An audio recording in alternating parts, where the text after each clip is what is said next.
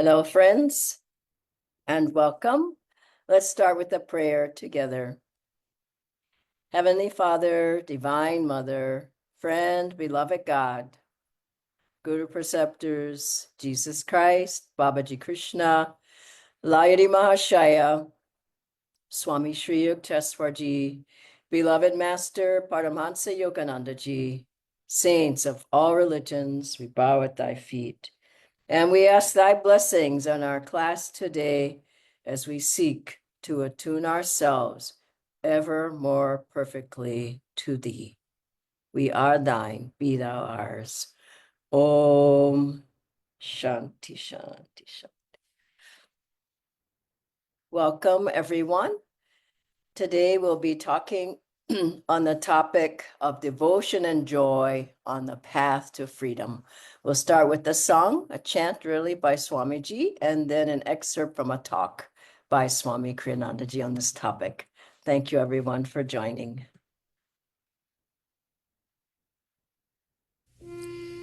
I have made thee pole star of my life. I have made thee pole star of my life. Though my sea is dark and my stars are gone, though my sea is dark and my stars are gone, still I see the path through thy mercy. Still I see the path through thy mercy. I have made thee pole star of my life. I have made thee pole star of my life. Though my sea is dark and my stars are gone, though my sea is dark and my stars are gone, still I see the path through thy mercy. Still I see the path through thy mercy.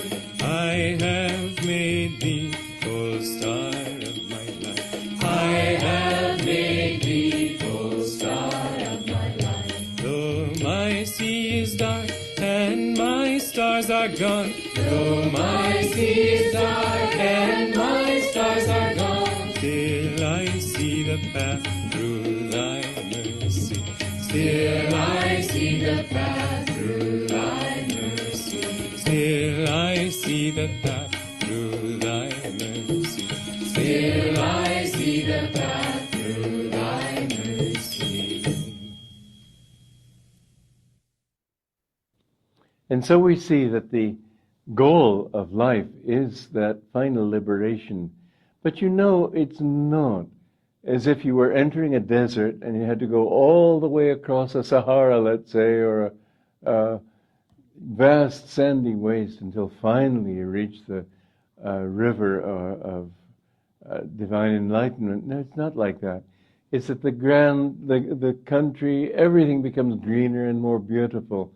Life becomes much more beautiful when you meditate. As my guru said, the senses become enlightened, enlivened. Colors become more intense. Sounds become more beautiful. All the senses everything is more enjoyable.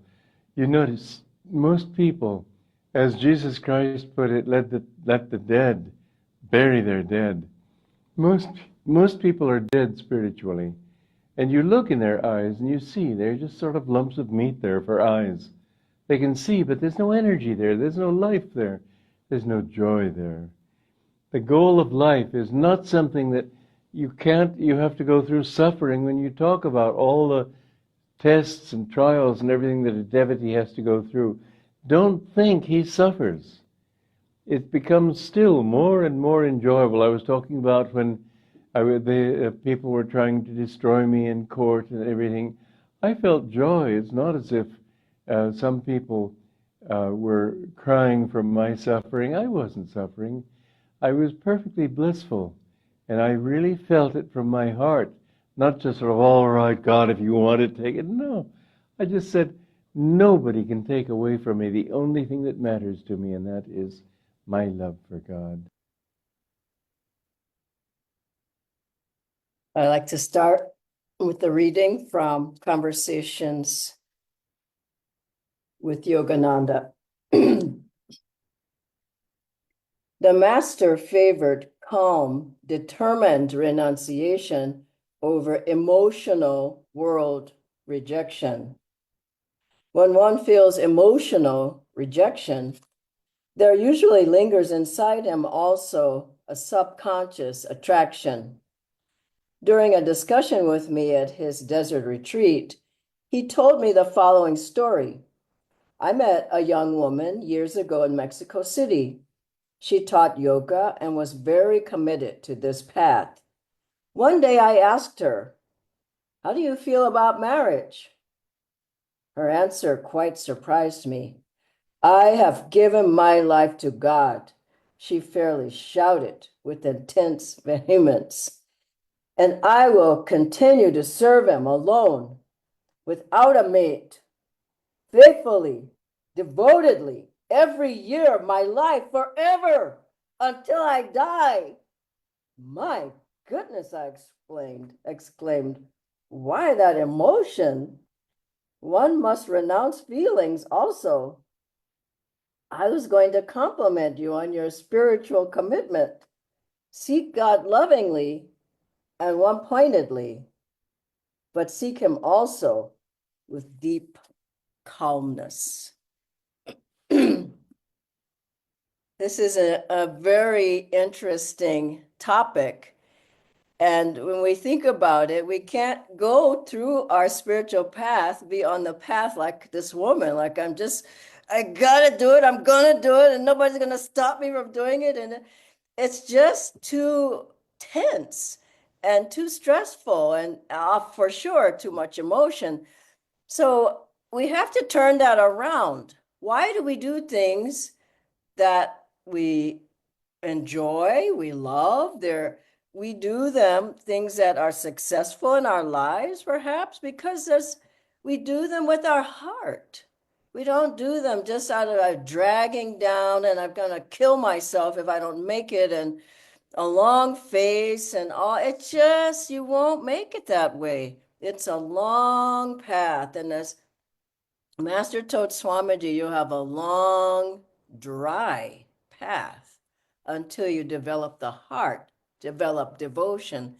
And we have to realize that we have such a blessing. First of all, we should just be so grateful, happy, joyful, opening with love, because we have the spiritual path, we have our gurus and the practices and the techniques, and we have our spiritual friends, guru bhais. It's just such a blessing. And one man said to Master, "I don't think I have very good karma." And Master said, "Listen, it takes very, very, very good karma to even want to know God." And we have that good karma.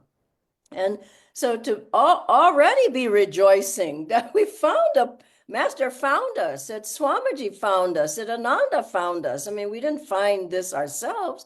We were magnetically drawn. God found us. And so already we should be rejoicing every day that all you have to do is look at people, like Swamiji said about people's eyes and what you see in there, envy or doubt or heaviness or depression or disappointment, or because they've had some financial crisis or somebody died or their health has gone bad, or there's no happiness there. They can have everything in the world. People can have all the money in the world. Are they happy?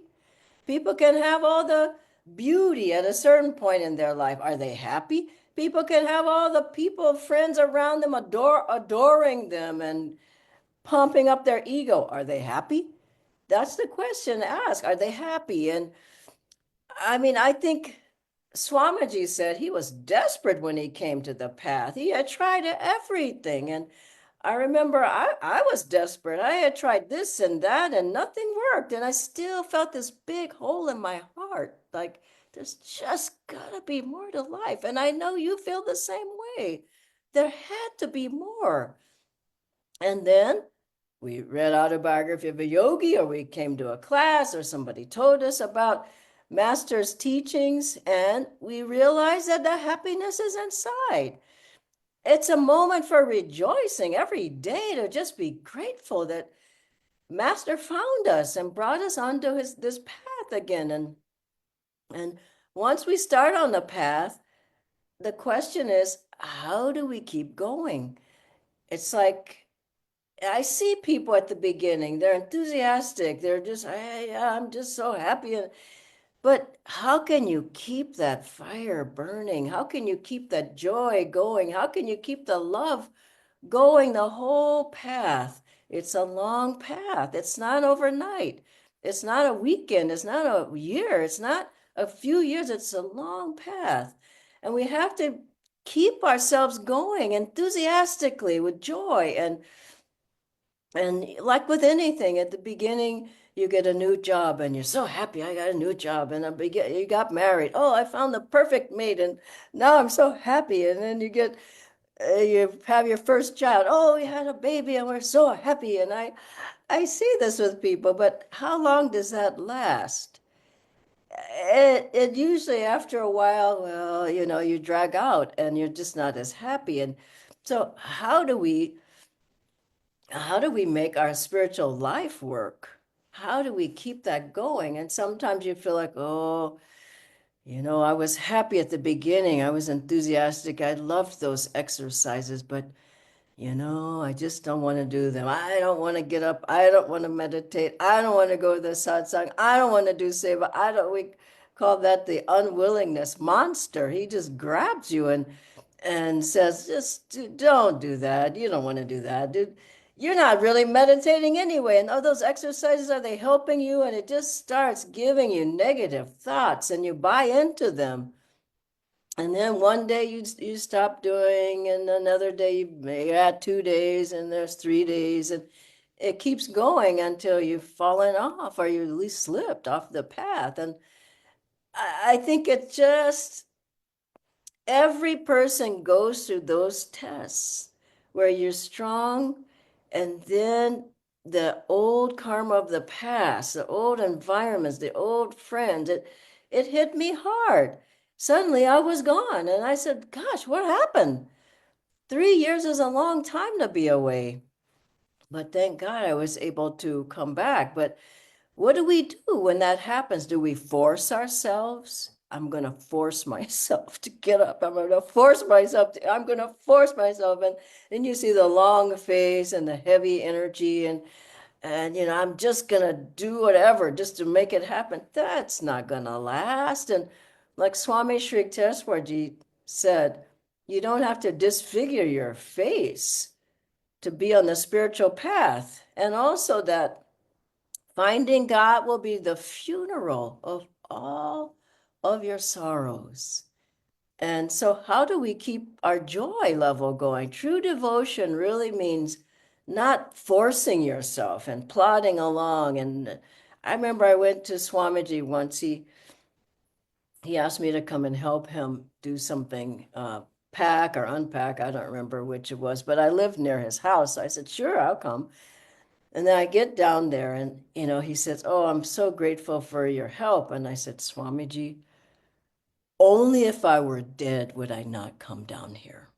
I said it was such intensity. He says, relax, it's not that big of a deal. And I think in my life I've had to balance, and we all have to balance. You can't just race 100% of perseverance. You're just gonna kill yourself until you get to God. It just isn't gonna work. It doesn't work. We need joy, we need enthusiasm, we need love.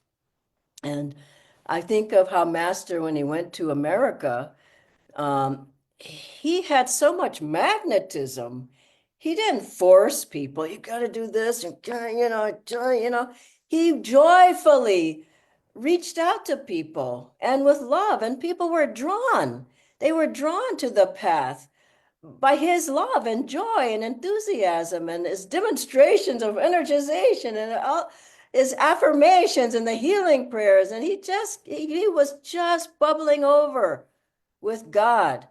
And I think of Ananda and how it was founded, and it wasn't easy, and the whole community burned down. People were joyfully rebuilding it. That because it was something that they wanted, they loved that community in their hearts. I wasn't there at the time of the fire, but I would have been out there with them, joyfully rebuilding. And I think of in India, how we got here and I didn't know one Indian, I didn't know anybody. I just knew Swamiji and the other Westerners here, but we go around to all the major cities teaching. Every month, a different city teach level one, then we go level two and come back, do level two and come back and later level three, level. I remember getting up on tables. Because we didn't have a stage and demonstrating energization and then going around and testing people's muscle energy. And I mean, why do we go? We loved it. We loved serving our guru. It wasn't, oh, let's go teach another class. I mean, Ananda India wouldn't have been built. But there was so much joy and energy, and I see that in the center leaders now. It's magnetic. It draws people in. God is drawn by your magnetism, your love, your joy, your enthusiasm. Not, gee, I got another meditation coming. I don't really, it just doesn't work. So, and I think about also the play that Gorgon Center put on. I wasn't there, but I hear it was just marvelous. It was beautiful. Everybody, I heard from yesterday, I heard the other day, I heard from somebody else. And now, what did it take? It took their love and joy to make that magnetic and make it beautiful. And any project that you have, how does it work? You got to put your whole heart into it. And also any staying on the path, it's the same. So to be successful in anything, as I'm saying specifically about staying on the path and going all the way. I remember I was at a class, doing a class recently, a few months back, and it was a level 4 class. And after I walked out, and the class was fine, and there was, I don't know, 20, 25 people. When I walked out of there, I thought, now, how many people from that class are going to stick with Kriya their whole life, stick with the path their whole life? And I thought, gee, I don't know how many will do it. Wow. I mean, I had to think about that because yes, everybody's in the class and they all, but how many people, think about yourself, how many people are going to go to the very end? And I've seen the big, it's like a funnel. There's a big group at the beginning, introduction to Kriya, whatever it is. Then it scales right down to those who actually take the initiation. And those who take it, how many? Of course, the seed is planted for another lifetime, but try to keep on the path your whole life. And I just want to close with some of the things that pull people away.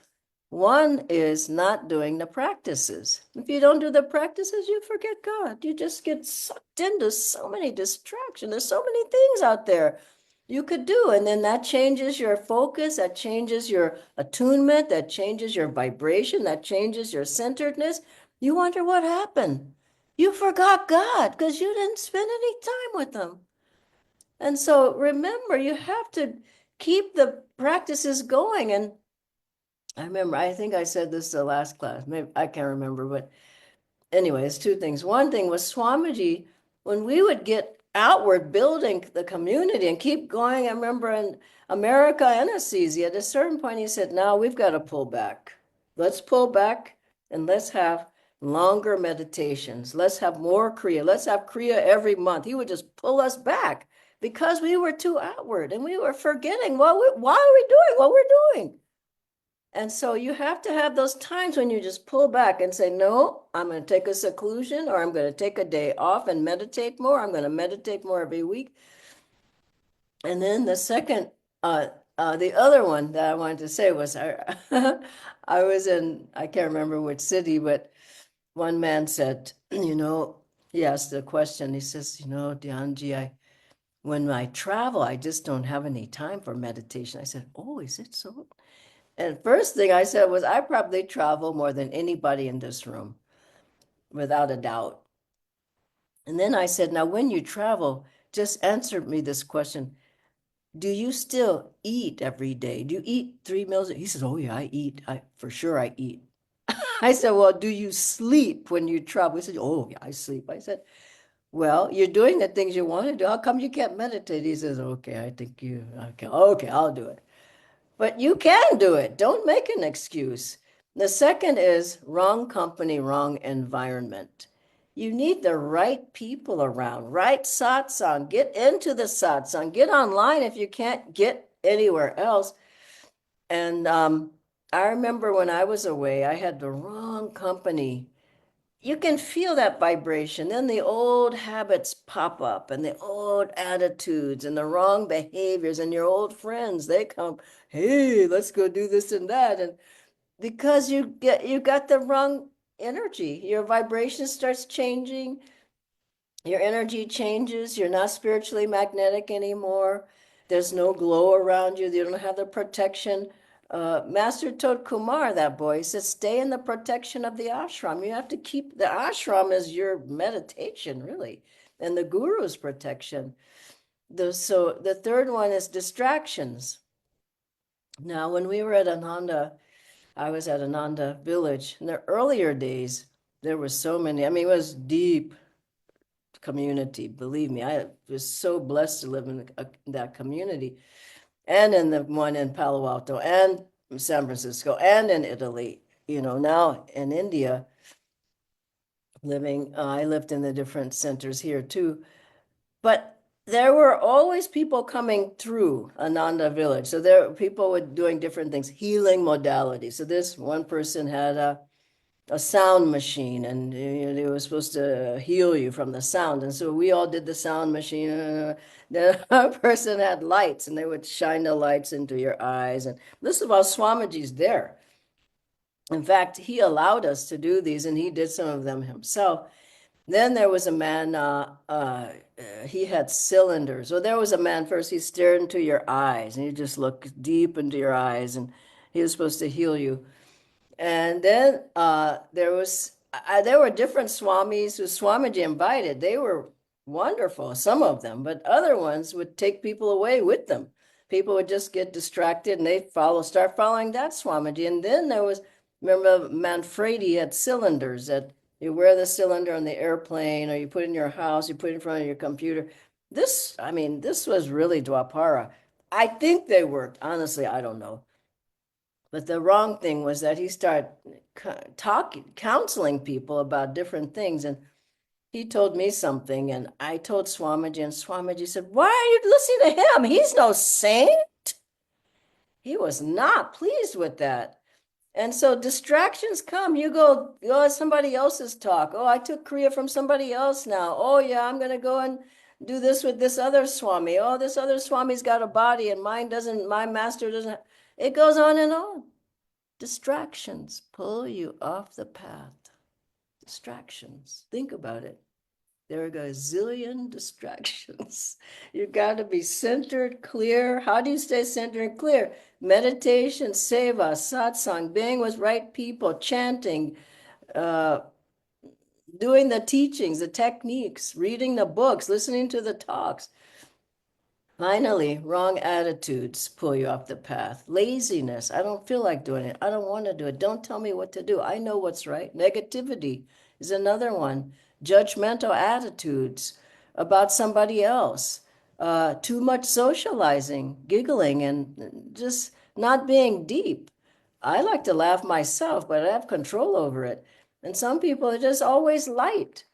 Master told different ones, don't be so light. Be deep. A different master himself, he enjoyed having a laugh different times, but Swamiji said when he was deep, he was deep. And finally, I'll say, yeah, time is running out here, but finally I'll say, find a way to add softness and sweetness to your path as well. Relaxation is important. Exercising, getting out into nature. Master told, when Swamiji said to Master, I'm trying this, I'm trying that, I'm doing this technique, I'm doing that technique, I'm doing it. Am I not trying hard enough? Master said, you're trying too hard. You need to relax as well. So we need to really have the time. I mean, pranayama helps us to relax. Yoga postures helps us to relax. Energization, getting outside and walking. The second one is there needs to be a balance. Swamiji had us balance. We would get too tense. He would read a P.G. Woodhouse story, or we'd have we'd go swimming, or he'd take us for a boat ride. This was in Italy, or shopping, or a movie, or you can't just go like the whole time. You have to pull back and also have times to relax. The third, and then I just have two more. One is the arts. Music is supremely helpful. I found it so helpful in deepening my meditation. Harmonium, whatever, singing in the choir, Esraj. I'm just like, wow, I needed this so badly. You need it. Chant along with the recordings, or sing along with, get a harmonium or some instrument, tanpura, and sing, sing. Open up your heart. And finally, being with good friends. What a blessing to have Guru Bhais, good friends on the path. Shy away from people who are negative, shy away from people who are worldly, and be with people who are like-minded like you, who are truth seekers. So you can't 100%. I mean, even at the airport, you're with all kinds of people, even on the airplane with you, all kinds of people. But when you're there, Master told one disciple, am I not always with you? So for sure, be with the gurus, no matter where you go, where you are, and keep that good company. Now, I'll ask Natindra to join. Yes, Dhyana ji, thank you so much, Dhyana ji. Dhyana ji, the first question is that unlike a college degree or many things in our life which have limited time for success, like 4 years and I graduate and so on, but the path to freedom is long. So how can we always remain joyful in this long journey? I think you need training programs. I was in training at Ananda Village, joyful training. I'm not saying heavy duty, for 7 years, and Jaya said 12 years. So I see people come, and they've been there a few months, and now when am I going to be an acharya, or when I'm going to find God, or you need some time. And I would say to participate in the longer rhythm programs, either, once you take Kriya, then get into sharing the teachings or living discipleship or sadhaka, or you need to be in an environment of devotees for a long time. And that environment is typically very joyful, very uplifting. You understand a lot more, you learn a lot more, you give a lot more, you're serving a lot more. You need the time. And people who come and go, why do they come and go? It's restlessness. Somebody else said I can do it in a weekend. I get Kriya in a weekend. I do this. And I don't see that works. So anything you want to be successful at, you need time. Isn't it so? And I asked my music teacher, I said, this isn't sounding good. And he says, Dhyana, you need time. He says every time, you need time. Of course, in practice, but time. He said, I've been going 35 years playing music. And of course, we're all impatient and I gotta get it now. But it doesn't come that easily.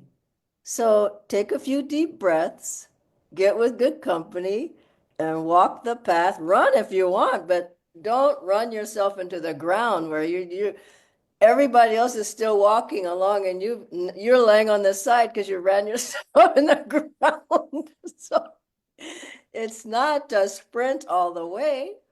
There are phases. Sometimes you're running, you feel like God is pushing me all the way. Other times you sit on the side and go, what happened? Other times you're walking.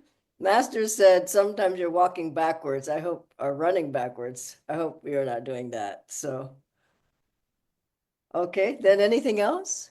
Just one last question, Dhyana ji. So I'm a very disciplined person and follow the techniques very diligently, but perhaps my approach is very mechanical. Now, is that okay, or should I develop devotion? And if yes, then how do I develop that? No, I said you need devotion. You can't be mechanical. And I see these very mental people just ask questions all the time and they're not doing anything. All they're doing is questioning and they don't even hear the answer. And what is devotion means commitment, of course, but it also means openness, receptivity, listening. Master said Rajasi found God because he learned how to listen. And I've been with people, you're talking, and they're not even paying any attention. It's just you have to be receptive. And as you're receptive, it's by osmosis. So much happens. The guru's power enters the disciple. The guru's grace enters. The answers enter you. Inspiration enters you. Isn't it so? Bliss enters. It's already there, that little part that we have, and the master just pumps his into you, and you just feel alive and awake and joyful and super conscious. And so you can't, you know, you can't be closed off and expect to find God. You have friends who you probably really love to be with who are just energetic and they're happy and there's a two-way conversation and it's and there's joy and then there's others you can talk to your blue and they don't really give anything back. Which do you want to be with? So which does Divine Mother want to be with? The one who's just, like this and joyful and uplifted. And so you need to work on yourself and not be just mentally going after God. Use the examples of our guru, master, use Swamiji, use the people who you see that are happy. And Ananda, I mean, if I came here every week, another topic, wow, I've just been 5 years now. I don't know if I can keep going. It's just, where's the joy in it? So why do I come? I'm happy to do it. I love doing it. I'm joyful. It's a blessing. It's grace. And so that's how you have to come at the path. Like I said at the beginning, rejoice that you're even on the spiritual path and have gurus. Rejoice. You have a center to go to. You have center leaders. Rejoice. You have all these books and talks and music. Rejoice. I mean, you could be in the hospital. You could be anywhere. Even if the hospital, you could still be on the path. But every day now, I've learned to just rejoice and thank God. Be grateful for everything. And because I know He's with me, I know Master's with me, what better gift would a person ever want to have? The world could never give you that. God bless you all. Thank you, Natindra. Have a wonderful day, everybody. Bye.